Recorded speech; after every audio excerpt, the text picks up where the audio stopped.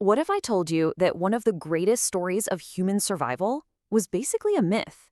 For decades, we all believed that a single massive volcanic eruption nearly wiped our species off the face of the Earth. Well, today, we're going to dig into the real evidence and uncover a story that's actually way more interesting. So let's rewind the clock. We're going back 74,000 years. This is the date that was supposedly burned into our history, the moment a supervolcano erupted and pushed humanity to the absolute brink. And to be clear, the eruption that happens, the Toba supereruption, was a monster. I mean, we're not just talking big. This thing was colossal. Look at this. It was at least 12 times more powerful than the Tambora eruption in 1815. And Tambora was so huge, it literally caused a year without a summer around the world. Toba was playing in a completely different league.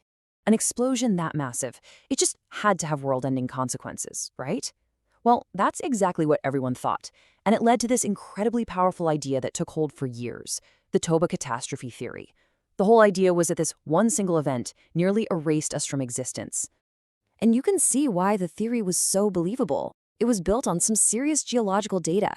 It had a volcanic explosivity index of 8. That's the absolute maximum. There is no 9. It pumped out insane amounts of magma and sulfur dioxide. I mean, looking at the numbers, it seemed totally plausible that this was a global killer.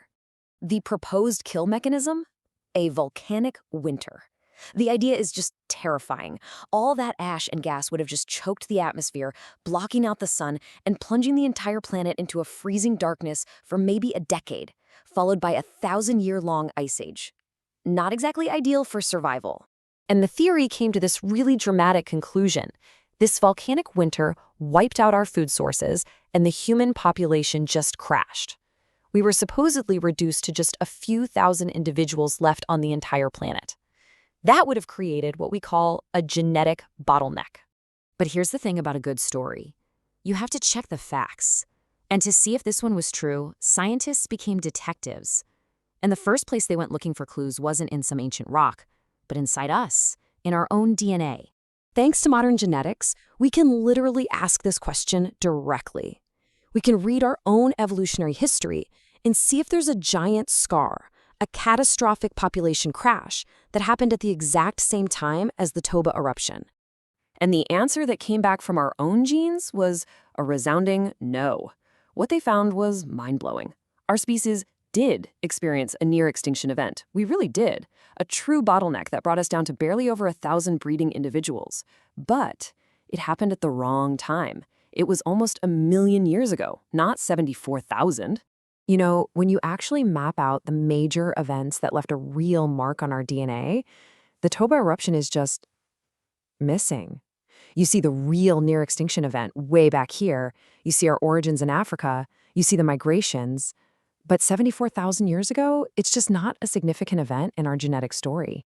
So this means the low genetic diversity we see in humans today isn't some ancient scar from a volcano. No, it's actually the totally predictable result of small groups of people migrating out of Africa tens of thousands of years later. Each time a little group broke off, they only took a fraction of the genetic diversity with them. Okay, so the DNA evidence pokes a huge hole in the catastrophe theory. But for scientists, that's not enough. You need physical evidence, right? You need to go to the scene of the crime. So they started digging for the truth. And they found it using this incredible forensic tool called cryptotephra. These are microscopic shards of volcanic glass from the Toba eruption that literally traveled thousands of kilometers and settled in ancient human sites in Africa. For an archaeologist, finding this layer of glass is like finding a perfect timestamp, a bookmark left in the soil on the exact day the volcano blew. So, what did they find at that exact timestamp?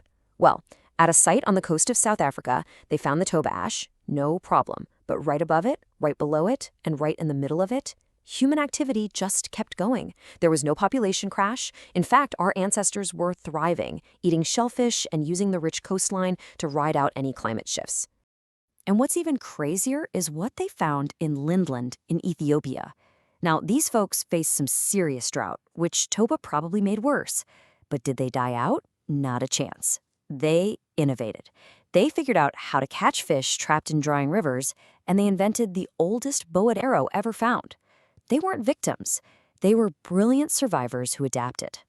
So if we weren't just lucky and it wasn't some biological advantage, what was our secret? Well, The evidence is now pointing to something way more profound. We had a social superpower that made our species uniquely resilient.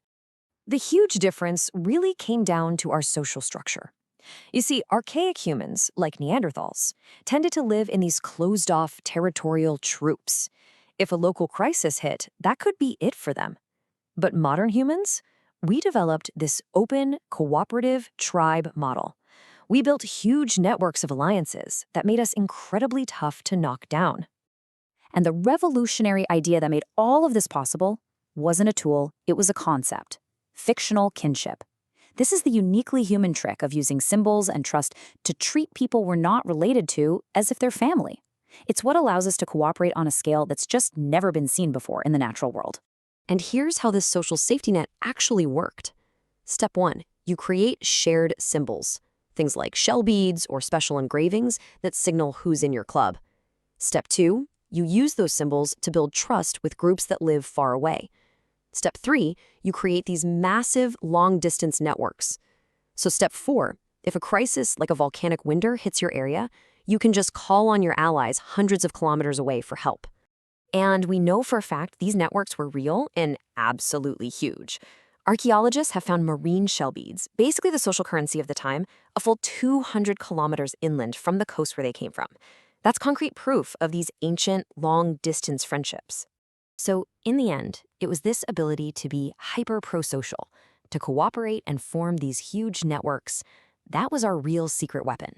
That was the adaptive leap that let us survive not just Toba, but all the other crazy challenges the world threw at us. All right, so to wrap it all up, the Toba Catastrophe Theory is a great story, but it's a myth. The volcano's impact was real, but it was regional, not a global apocalypse.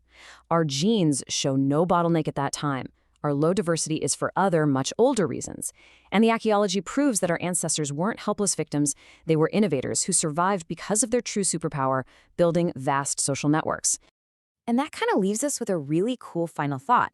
We always celebrate our species for the amazing tools we invented: the spear, the wheel, the microchip.